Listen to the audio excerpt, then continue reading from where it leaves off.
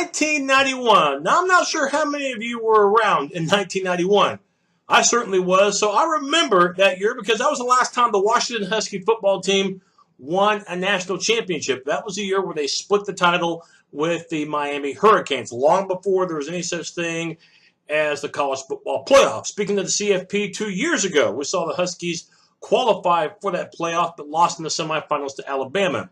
And even though last year's Husky team did not reach the playoff or even win the Pac-12, it was in no way, shape, or form a worthless season for a Chris Peterson squad. After all, they still won 10 games and still made it to a major bowl game, the Fiesta Bowl.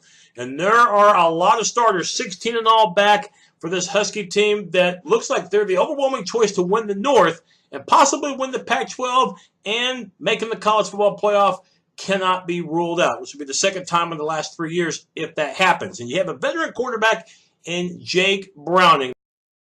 Just 2 seasons ago, Browning was named the Pac-12's Offensive Player of the Year through 43 TDs that season. But last year, his numbers noticeably declined, only 19 TD passes. Biggest reason I think for that, well, lack of chemistry with the receiving unit that for the most part was banged up. And that did include Chico McClatcher, who they're hopeful will be 100% in 2018. Last year, McClatcher was troubled with an ankle injury.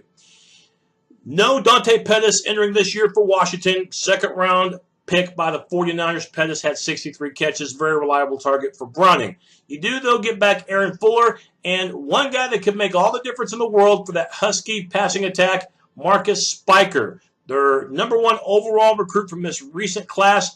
And Spiker, man, his high school career stats, check this out.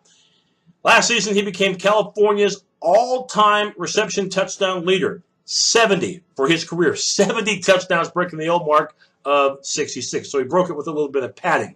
So the receiving unit, I think, will be fine. The running game is going to be terrific. Myles Gaskin is back for his senior year. Some thought he was going to go to the NFL, but no. Last year, almost 1,400 yards rushing, 21 touchdowns. That's right, 21 touchdowns for Gaskin in a career that has seen over 4,000 rushing yards. So Myles Gaskin back for his final year. The offensive line returns most of those guys, and it should be another terrific unit for a team that averaged 36 points per game, which was second best in the Pac-12. You get Trey Adams, 6'8", 331-pounder.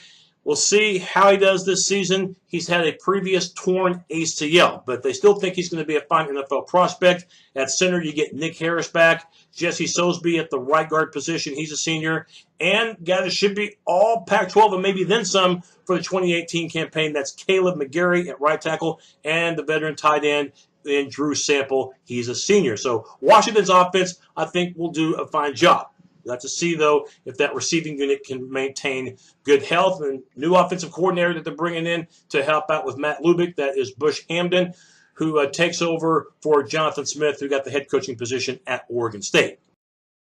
A huge reason why I think the Huskies are the overwhelming choice to win the North, as well as a team that could very well play in the college football playoff, the defense. And last season, they ranked top 5, if not top 10 nationally in several categories. Scoring defense, 5th best in the nation, 16 points per game. And total defense, just under 300 yards per contest, which ranked them 8th. Yeah, defense could play, could they? Yeah, they came ready, and they came ready to deliver in 2017. And they don't return everybody, but they do have 9 of 11 starters back on a unit that, once again, should dominate. No Vita Veal, though. Veal was a first-round pick by Tampa Bay in the latest draft. Veal was one heck of a defensive lineman. But you do get back Greg Gaines, who is a 33-game starter and a defensive end position, the reliable Benning Pota Ia. Linebackers, very stacked in this area, especially on the inside with Tevis Bartlett back. And you also get Bimber Curvin, 84 stops a year ago for Curvin. Secondary could be the best in college football. Byron Murphy, as a freshman, did a lot of great things. And this guy, he's already a preseason All-American. According to several publications, you'll have him in the corner. You've got Tyler Rapp, a junior, playing the free safety position, 59 tackles a year ago. And JoJo McIntosh entering his senior year at a strong safety position should be an overwhelming choice for all Pac-12. Special teams, well, this is kind of a split area as far as how you should feel if you're a Husky fan. The punting, that should be a pretty reliable area, but place kicking last year was a bit erratic. That's the part they got to get fixed because Washington, with the schedule they got coming up, could come down to a field goal kick or two, and you want to make sure that area is as consistent as can be. Taking a look at the Washington schedule, well, it's one of the more appealing non-conference games of the season, the opener in Atlanta against the Auburn Tigers. Should be a fun game to watch. September 15th, that's a dangerous game. You're playing at Utah, who I think is good. You've heard me mention that before.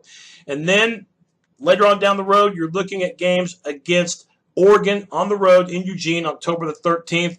And November 3rd, you get Stanford in your backyard. Last year, it was the Cardinal winning in Palo Alto. One thing that sucks about this Washington schedule, the bye week does not occur until November the 10th. That's way too late in the season, and that is something that could affect the Huskies as the season progresses. Washington's offense, they'll be loaded. The defense will be one of the best in the country. I don't think they'll go undefeated, but they are going to be a threat to win the Pac-12. And when it comes to the college football playoff, they will definitely get the committee's attention. I've got the Huskies, of course, winning the Pac-12 North. That's my look at Washington. We'll see you next time.